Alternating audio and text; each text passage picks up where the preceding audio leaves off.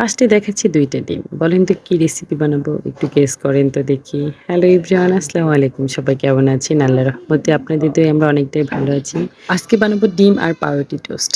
এটা কিন্তু খেতে বেশ ভালোই লাগে। আর নতুন, নতুন রান্না, নতুন, নতুন রেসিপি ট্রাই করতে কিন্তু বেশ ভালোই লাগে। এটা আমার কাছে নতুন না, এটা আমি মাঝে, মাঝেই বানিয়ে খাই। আর এটা আজকে বানানোর কারণ হচ্ছে এই পাউরুটিটা গতকাল এক বাসায় আমাদের দাওয়াত ছিল। আমরা ওইখান থেকে আরকি সবাই দাওয়াত খেয়েছি। আমাদের বাসায় সবাইকে আরকি প্যাকেট করে পাঠিয়েছিল। আর আমার হাসব্যান্ড আরকি দাওয়াত খেতে যায়নি। এইজন্য সে ভাবছে যে তার খাবার নেই। সেজন্য সে কলা আর পাউরুটি নিয়ে আসছিল যে রাতের বেলা খাবে। কিন্তু আমরা সবাই খেয়ে তার জন্য আরকি আমাদের খাবার থেকে উঠিয়ে রাখছিলাম।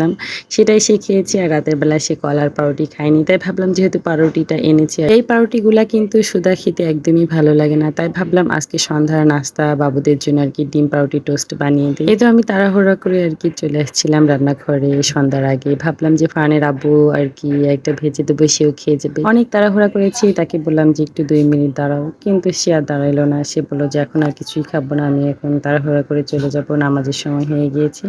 এই তো তারপরে আরকি আমিও আস্তে, আস্তে তারপরে একটা, একটা করে আরকি বানিয়ে নিচ্ছিলাম। এদিকে আরকি পাউরুটিগুলো আগে ফার্স্টে কেটে রাখলাম। আর এদিকে আমি এখন ডিমটা আরকি ভেঙে নিচ্ছিলাম। একটা গামলার মধ্যে ২ টা ডিম আরকি ভেঙে রেখে দিয়েছি। এখন আমি চিনিটা দিয়ে দিচ্ছিলাম একটা চামিচের সাহায্যে। ফুল ১ চামচ দিয়েছি, মনে হচ্ছিল আরেকটু দিলে ভালো হবে। তাই আমি আরেকটু দিয়ে দিলাম। এই তো আমি এখন স্বাদ মতন একটু লবণও দিয়ে দেবো। লবণটা দেওয়ার পরে এখন আমি আরকি সবকিছু মিক্সড করে নেব চামচের সাহায্যে। ভালো মতো একদম ফেটিয়ে নেব। যাতে ডিম আর চিনি একদম গলে যায়। চিনির জন্য একদমই আস্তা না থাকে। ভালো মতো আরকি ফেটতে হবে। আমি কিন্তু অনেকক্ষণ ভরে ডিম আর চিনিটা একদম ফেটে নিয়েছি। দেখেন অনেক সুন্দরভাবে পারতে হবে, না হলে কিন্তু চিনিটা আস্তে, আস্তে থেকে যাবে। এই তো আমার ডিম আর চিনিটা একদম ফাটানো শেষ। এখন আমি আরকি চুলাটা জ্বালিয়ে দেব। চুলাটা জ্বালানোর পরে একটু কড়াইটা গরম হওয়ার পরপরই আমি এখন তেলটা আরকি দিয়ে দিচ্ছিলাম। ডিম আর পাউরুটি টোস্ট ভাজতে কিন্তু অনেকটা তেল লাগে না। অল্প তেলেই কিন্তু এইটা ভাজা হয়ে যায়। এইজন্য আমি অল্প, অল্পই তেল দিচ্ছিলাম। এই তো এদিকে আমি ফ্রাই প্যানে আরকি তেলটা দিয়ে দিয়েছি। কিছুক্ষণ গরম হয়ে যাবে।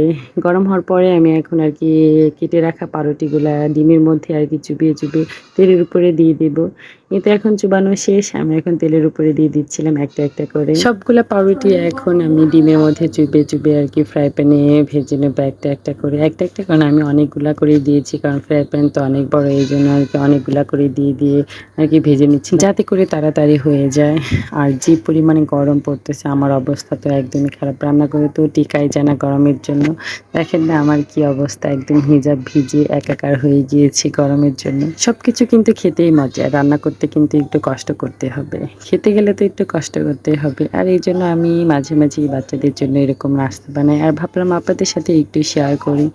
এই তো অবশেষে আমার নাস্তা বানানো শেষ। সবগুলোই নিয়ে আসছি। আগে থেকে আমার ছেলে-মেয়ে কিন্তু খাওয়া শুরু করে দিয়েছে। তারা প্রত্যেকদিন আমি নাস্তা বানানোর ২-১ টা হওয়ার পরে তারা বাটি নিয়ে যায়, বলে যে, "আম্মু আমাকে দাও।"